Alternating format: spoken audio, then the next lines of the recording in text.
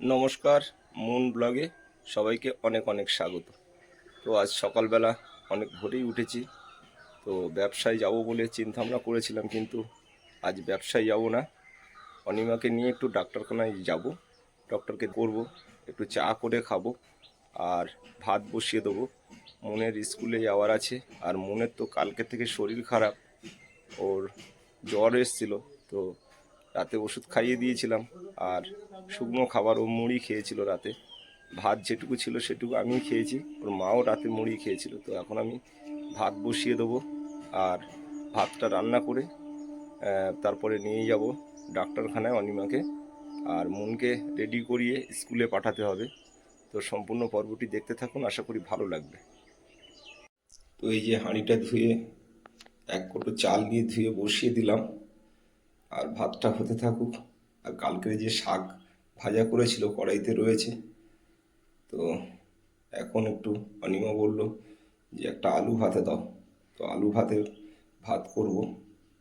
আর অনিমার যে প্রবলেমটা হচ্ছে, ওর কাঁটার ভিতর থেকে দেখছি পুঁজ আসছে রাত্রে থেকে। তো যার জন্যই ডাক্তারখানায় নিয়ে যাওয়ার চিন্তা ভাবনা করলাম, যেটা আজকে ডাক্তারখানায় নিয়ে যাই।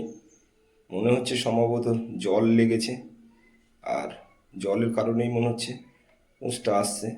তো এখন ডক্টরের কাছে গেলে বুঝতে পারবো কি প্রবলেমটা হচ্ছে। আর এদিকে বাসন থালাগুলো আছে, এগুলো মেজে নিতে হবে। আর চা বানিয়ে অনিমাকে দিলাম, অনিমা চা মুড়ি খেলো, আর আমি চা খেলাম। আর মন এখনও উঠিনি ঘুমের থেকে। তো ও উঠলে, ফ্রেশ হলে ওকে একটু হরলিক্স করে দেবো। বিস্কুট আছে, বিস্কুট খাবে, তারপরে ভাত খাবে। ওই যে দুটো আলু দিয়ে ভাতের মধ্যে দিয়ে দেবো।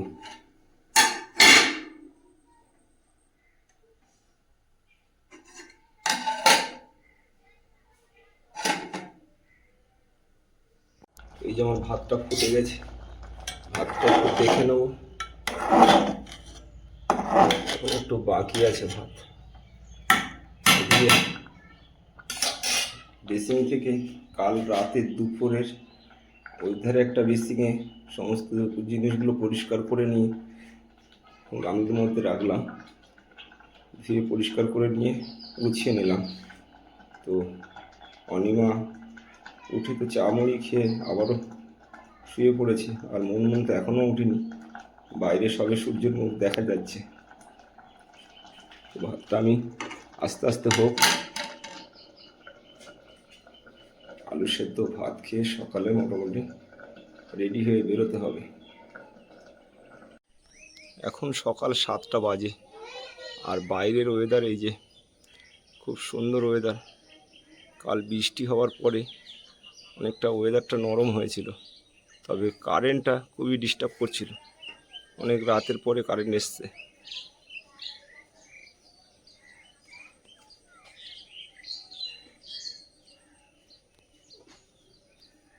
তো বাইরের উঠোনটা পরিষ্কার করে নিলাম ঝাড় দিয়ে, আর এই যে উনুনটা ঢাকা ছিল সেটাও আগলা করে দিলাম, রোদ্দুর বেরোলে যাতে তাড়াতাড়ি শুকিয়ে যায়।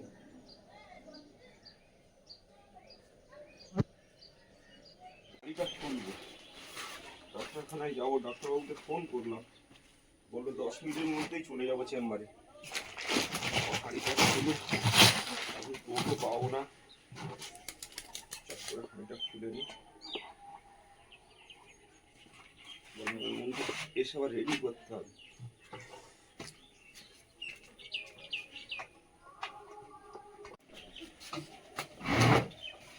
মুনের গায়ে জ্বর আছে। মুন, না, মনের গায়ে এখন জ্বর নেই। জ্বর যদি থাকে তাহলে তুমিও চলো, ডাক্তার দেখিয়ে নেবে একেবারে। নাকি আছে জ্বর? মাথা যন্ত্রণা হচ্ছে? ফেলে রাখা উচিত না তো কোনো জিনিস। আমার সার্জারি করার সময় যে কাঁটাগুলো ছিল, বুকের যে কাঁটাটা ফুলে গিয়ে মানে পেকে পুঁজ হয়ে গেছে সেখানে। তো কিভাবে হলো, একদম সেরে গিয়েছিল। জল লেগে হলো কি না, স্নান করিনি তো অনেক দিন, জল লাগানো হয়নি। হঠাৎ দেখছি সেখানটায় পুঁজ হয়ে গেছে। আবার ডাক্তারখানায় যাচ্ছি, দেখি ডাক্তারবাবু কি বলে। তো যে ডাক্তারবাবু আমার সার্জারি করেছিল, তো উনি তো বৃহস্পতিবার ছাড়া বসে না, তো সেখানে যাওয়া হবে না। কাল বৃহস্পতিবার চলে গেছে। আজকের পাশে একটা ডাক্তার আছে আমাদের বাড়ির পাশে, সেখানেই যাচ্ছি, দেখি উনি কি বলে, ওনাকে একবার দেখিয়ে নিই। যতটা পারি সাবধানে ছিলাম। আর সংসারে একা হাতে কাজ করতে গেলে সব সময় মানে ও কখন করে দেবে এরম থাকলে তো হয় না, একটা বেটা ছেলের ভরসায়। যতটা পেরেছি সাবধানে কাজ করেছিলাম। আর মা এসেছিল এতদিন, আবার নিয়েও গেল, তারপরেও এই অবস্থা, জানি না কি হবে। গিয়ে ঘুরে আসি, ডাক্তারবাবু কি বলে। মানে রস অটোমেটিক গড়াচ্ছে কাটা জায়গা থেকে।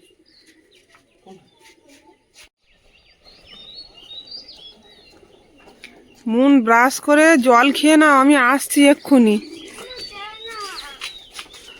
অনেক সকাল সকাল যাচ্ছি, এসে আবার মুনকে রেডি করি, স্কুলে নিয়ে যেতে হবে। কি সকালে জল খেয়েছো? তাহলে জল খেয়ে নাও, ব্রাশ করে। জলটা খেয়ে নেই, খেয়ে নেবে তো একা একা। ওখান থেকে একটা পাকা কলা খাবে, ঠিক আছে?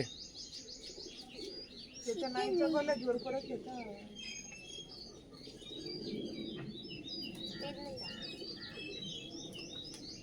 মুনের আবার স্কুলে দেখা করতে হবে। যাও, ব্রাশ করে নাও। দরজায় গেট বন্ধ করে দাও মুনমুন, বন্ধ করো। কি হচ্ছে? চলো তুমি। আর এই রিপোর্টগুলো নেবো নাকি? কিচ্ছু নিতে লাগবে। চলো দেখি কি বলে, শোনো। ওখানে চলে এলাম।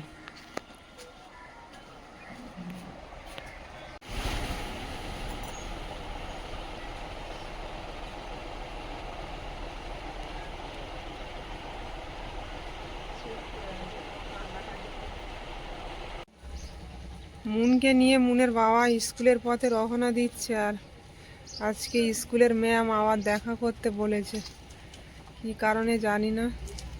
মুনমুন বসো। ও আগের দিন আই কার্ড নিয়ে যায়নি বোধহয়, ভুল করে চলে গেছিল, ওই জন্য। তাই তো মুন?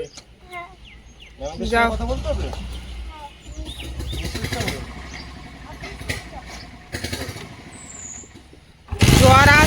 জ্বর আসলে বাড়িতে ফোন করবে, বলবে শরীর খারাপ লাগলে। টাটা। মুনের শরীরটা খুব একটা ভালো নয়, কিন্তু স্কুল কামাই করা যাবে না, ওই জন্য ও নিজেই বলছে যে আমি বাড়ি থাকবো না, মা স্কুলে যাব।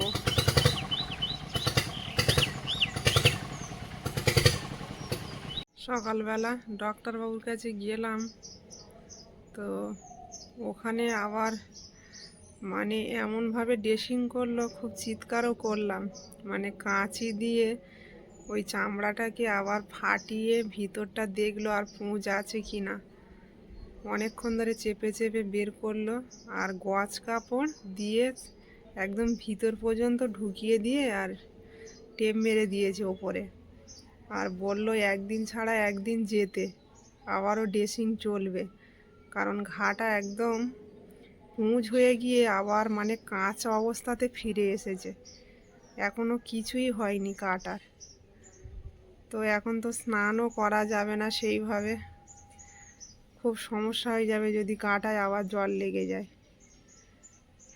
মুনের বাবাকে বাজার কামাই করে বাড়ি থাকতে হবে, কিছু করার নেই, না তো মুনকে রেডি করানো। আর এখন আমি কিছুই করতে পারবো না, বাসন মাজা এগুলো করতে বারণ করেছে, ঘর মোছা, এখন পুরো রেস্টে থাকতে হবে। মুনের বাবা তো মুনকে নিয়ে স্কুলে গেল, এখন অনেক দেরি, এখন সবে 9:40। মুন ফিরে এসছে, আজকে যে পিটি ড্রেস পরে যাওয়ার দিন সেটাই ভুলে গেছিল। এত ভুলে গেলে হবে? রেশন দেবে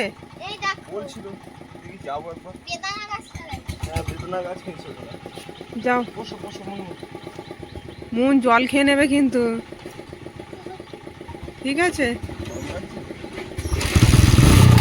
টাটা।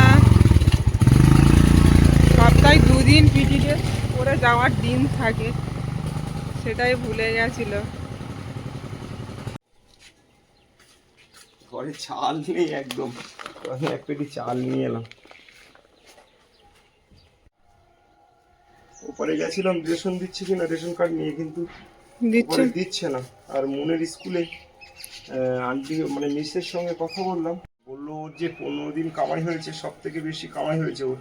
আমরা স্কুলে আমাদের একটা সিস্টেম আছে, আমাদের স্কুলে যে বেশি কামাই করে তাকে আমরা পরীক্ষায় বসতে দিই না। তো যদি না লিখিত দাও তাহলে ও পরীক্ষায় বসতে পারবে না। তো আমাদের লিখে তো দিতে হবে যে কী কারণে।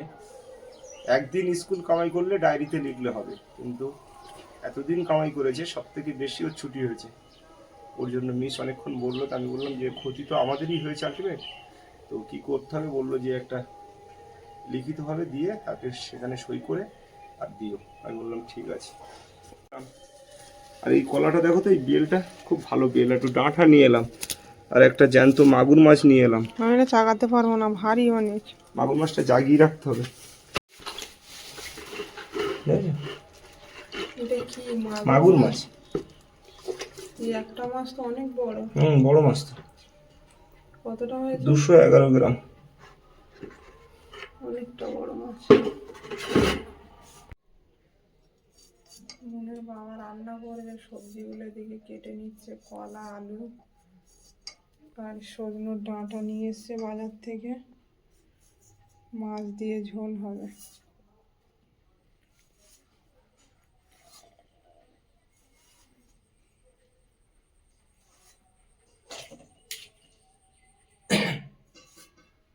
কি গরম হচ্ছে বাইরে, প্রচুর গরম গরম। দিচ্ছে।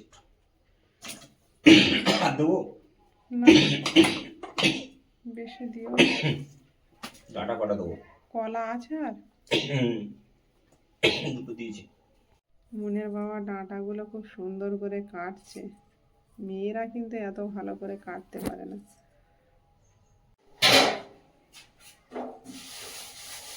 মনের বাবা আজকে সব কাজকর্ম করছে, রান্না বান্না করবে, সবজিগুলো কেটে নিল। না, রান্না তুমি করবে, আমি সব গুছিয়ে দিচ্ছি। রান্নাটা তুমি করবে।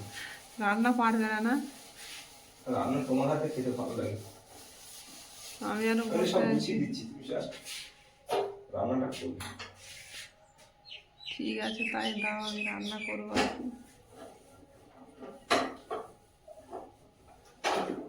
তুমি বাসনগুলো মেজে দাও, আমার গ্যাস ট্যাসগুলো আমি মুছে নিতে পারবো।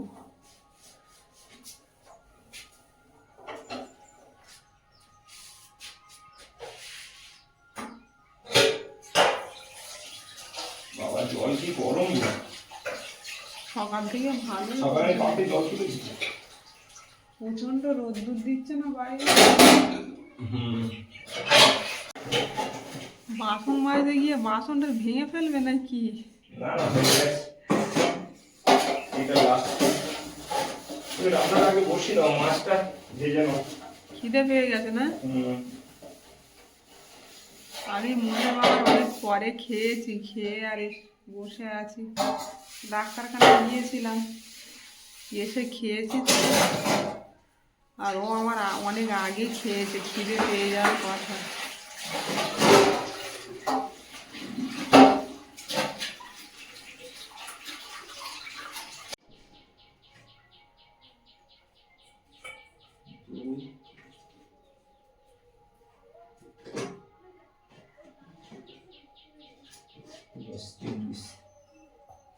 মাছ হিসাব করে দিয়ে দিয়েছো? এই মাছটাকে আমি ফ্রিজে রাখবো। মাখিয়ে রাখবো না এমনি রাখবো? এটা কি মাছ? এটা হচ্ছে তোমার মিনার কাপ। মিনার কাপ। হ্যাঁ, ওই বড় সাইজের মাছগুলো মাছ। একসঙ্গে দিয়ে দাও না, নিয়ে মাখিয়ে নাও। সবটাই মাখাচ্ছি, এটা আলাদা আছে, ওটা আলাদা করে মাখিয়ে নিচ্ছি।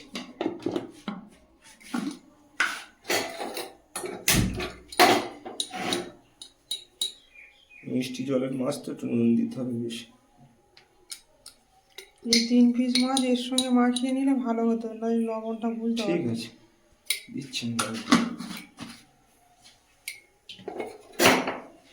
সবজি ধোয়া ভালো করে? সুন্দর করে ধুয়েছি, 3বার করে ধোয়া। ঠিক আছে।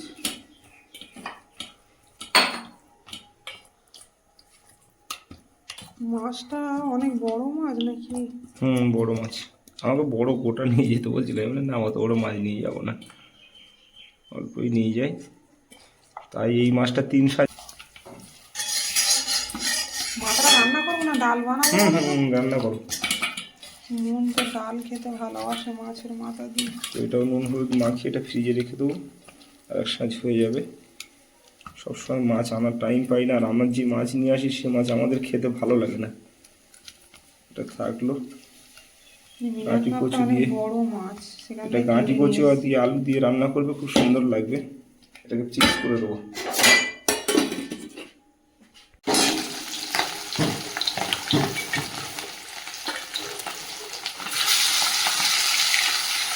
মাছগুলো এদিকে ভেজে নিচ্ছি।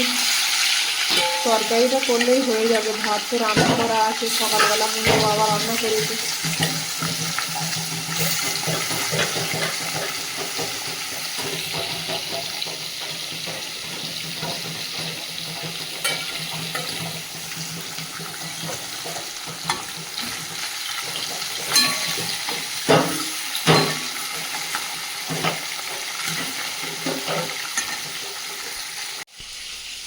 মাছটা লাল লাল করে ভেজে নিয়ে তুলে নেব।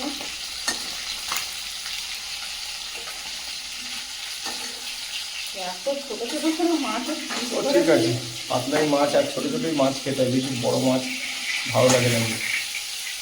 পাঁপড়ের মতো হয়ে গেছে খেলে। একটু আদা দিয়ে তরকারি করবো।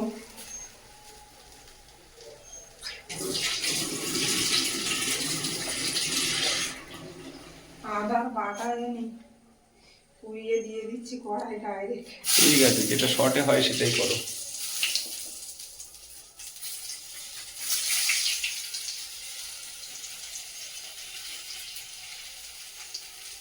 দিয়ে দেবো গোটা জিরে।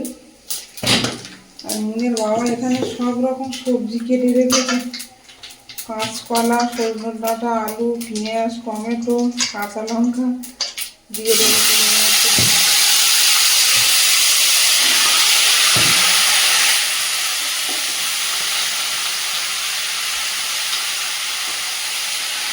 কাঁচকলাটা বাপের বাড়ি থেকে খেয়ে নিয়েছি, আর কাকাদের বাড়ির কলা খুব সুন্দর খেতে।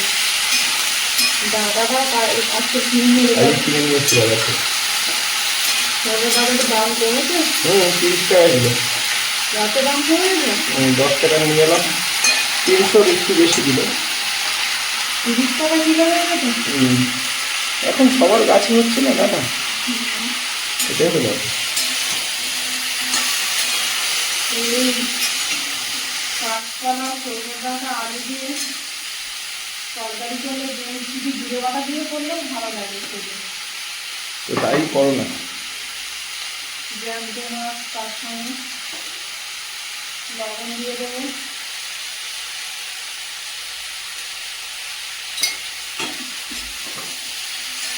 তাই করবো, বেশি মশলা আমি খাবো না। এই যা রান্না হচ্ছে একেবারে দুবেলার মতন হয়ে যাবে। এখানে 6 পিস মাছ আছে, 3 পিস করে, এবেলায় 3 পিস, ওবেলায় 3 পিস। রান্না বান্নার আর ঝামেলা নেই, রাত্রে দুটো ভাত বসিয়ে দেবো, হয়ে যাবে। হলুদ দিয়ে দেবো।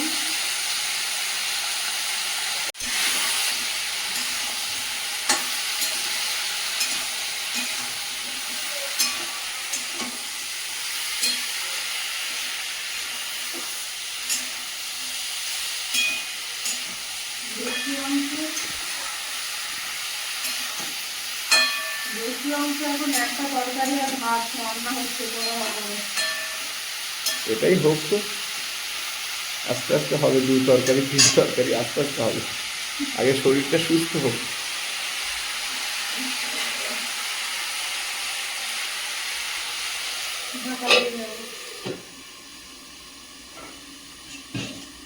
উনুনে সেই কাঁচটা পেলাম না, উনুনটা ঠিক করতে হবে। হ্যাঁ করবো, আমি কাস্তাটা খুঁজছিলাম তো পেলাম না। কাস্তাটা না হলে ভালো সুন্দর করে কেটে লাইন করা যাবে না।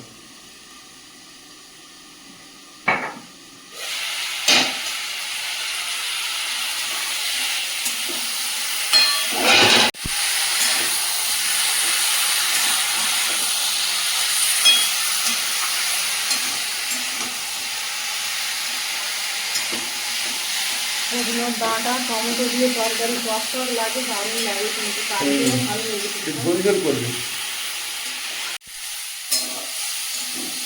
সবজিটাকে সুন্দর করে কষিয়ে নিয়েছি, জল দিয়ে দেবো।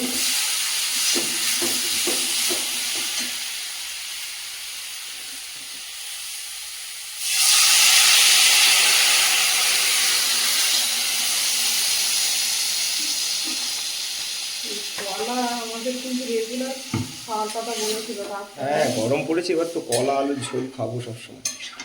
সজনের ডাঁটা শেষ হয়ে গেলে এখন কুমড়ো শাকের ডাঁটা দিয়ে কলা দিয়ে আলু দিয়ে ঝোল করলে জ্যান্ত মাছ দারুণ লাগবে। কই মাছ, তারপরে এই মাগুর মাছ, এই ধরনের মাছ, ট্যাংরা মাছ, তাই না? মাগুর মাছ এখন পাওয়া যায় না তো, যা দাম। এই পুকুর ছিঁচছে যারা, তাদের কাছ থেকে কিনতে হবে। এই যে বাইরের ওয়েদার, এখন 1টা বাজে, আর বাইরে চৈত্র মাসের রোদ্দুর, সেই লেভেলের রোদ্দুর। তো বাইরে যারা কাজ করছে এই সময় খুবই কষ্টজনক। এই যে রৌদ্দুর, তীব্র রৌদ্দুর আর গরম, এই তো শুরু হয়ে গেছে গরম। তুমি তো এই রোদ্দুর অনেক খেয়েছো মাছ নিয়ে। আরে আমাদের তো অভ্যাস হয়ে গেছে না, কাজ যারা করে তাদের সবার অভ্যাস আছে রোদ খাওয়া। ওইটাই, কিছু করার নেই, আমাদের করতে হবে। গাছের পেঁপেগুলো কি আর হবে না নাকি বলো? হবে, বর্ষা পড়লে আবার হবে। শুকিয়ে গেছে, দেখো কত পেঁপে ধরে আছে। গাছটা অনেক বয়স হয়ে গেছে, ওই ধারে সব গাছগুলো মরে গেছে, এ গাছও মরে যাবে এবার, অনেক বয়স হয়ে গেছে না।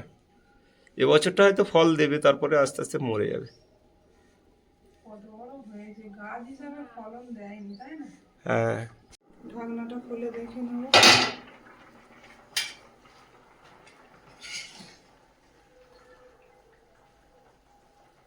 পাতলা করে কেটেছো না, তাড়াতাড়ি সেদ্ধ হয়ে যাবে। হ্যাঁ, আর একটু ঝোল ঝোল থাকবে, মাছটা দিয়ে দাও, ফুটে উঠেছে যেহেতু।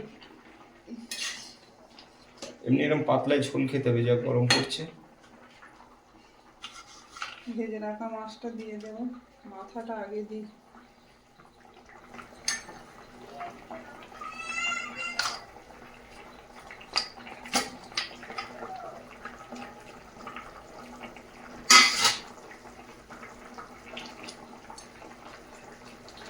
স্বাস্থ্যকর একটা রেসিপি, কলা আলু সজনে ডাঁটা দিয়ে জ্যান্ত মাছের ঝোল। তো অনিমাকে ডাক্তারকে দেখাতে গেলাম, আর ডাক্তারবাবু বললো যে ভয় পাওয়ার কোনো কারণ নেই, এরকম বড় কাটা জায়গায় তো পুঁজ হতেই পারে, না হওয়ার কিছু নেই, তবে ঘাবড়ানোর কোনো দরকার নেই, ওষুধপালা আমি দিয়ে দিচ্ছি, আর একদিন বাদে বাদে এসে ড্রেসিং করে যাবে। তো আমি বললাম ঠিক আছে। তাই বললাম ডাক্তারবাবু আপনি কি বাড়িতে গিয়ে করতে পারবেন? তো ডাক্তারবাবু বললো যে সময় হবে না, তুমি একটু এখানে নিয়ে আসবে, এটাই হলো বিষয়। তো ওষুধপালা সব কিছু দিয়েছে। মরিচের গুঁড়ো দিয়ে দেবো। কাটা জায়গাটা গজ কাপড় দিয়ে ভালো করে ড্রেসিং করে দিয়েছে, পুঁজ রক্ত আসছিল, তো সেখানে কিন্তু সারাক্ষণ টিস টিস করে একটা ব্যথা হচ্ছে। হ্যাঁ, তো কাটা জায়গায় তো একটা ব্যথা থাকবেই। কাঁটাটা একদম শুকনো হয়ে গেছিল, তারপরে আমি স্নান করেছি, অনেক স্নান করেছো, তারপরে এখন গরমে ঘাম বসছে, হওয়ার কথা। ওইখানে রক্তের ভিতরে কোনো জায়গায় কোনো পয়জন ছিল, যার জন্য পুঁজ হয়েছে। তো ওটা বার করে দিয়ে ক্লিয়ার করে দিয়েছে ডক্টরবাবু, আর সুন্দর করে ড্রেসিং করে, আর ওইখানটায় টেপ মেরে দিয়েছে, তাই তো? তো আজকে কি স্নান করবে? মাথাটা ধুয়ে নাও, যা গরম পড়ছে, মাথা ধুয়ে নাও, গা মুছে নাও, ঠিক আছে? দিয়ে ভালো করে, হ্যাঁ, মানে জলই লাগানো যাবে না। জল একদম নয়, আর ঘামও বসতে দিলে হবে না। যখনই ঘাম হবে তোমাকে সবসময় টিস্যু পেপার ব্যবহার করতে হবে, যার জন্য ঘাম বসতে দিলে হবে না, ঠিক আছে? ফুটুক, তারপর গ্যাসটা অফ করে দিও।